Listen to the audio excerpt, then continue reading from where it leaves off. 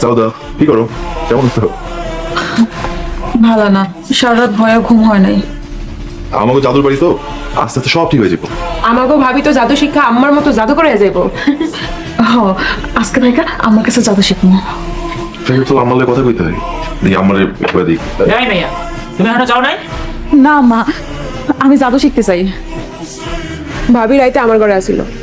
আম্মা, আমি কিন্তু মায়ের বিয়ে করব। এই ভাইয়া, তুমি কি বিয়েতে রাজি? আম্মা, যদি আপনি আমার জাদু শিখান তাহলে আমি রাজি।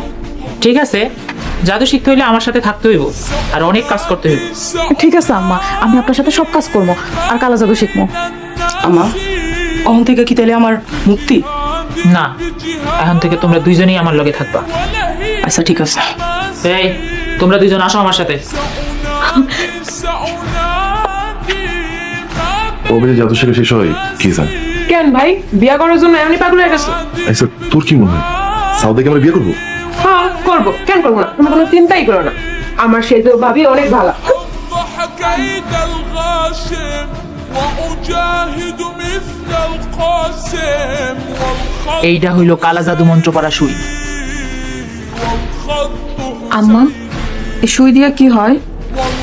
এই মন্ত্র পড়া সুই একদমে পুতুলের গায়ে 101টা গাইটটা যার নামে বেত মারা হইব তার গায়ের কাপড় দিয়া ঘরের আশেপাশে পুইত্তা দিলেই 24 ঘন্টার মধ্যে মরে যাইব।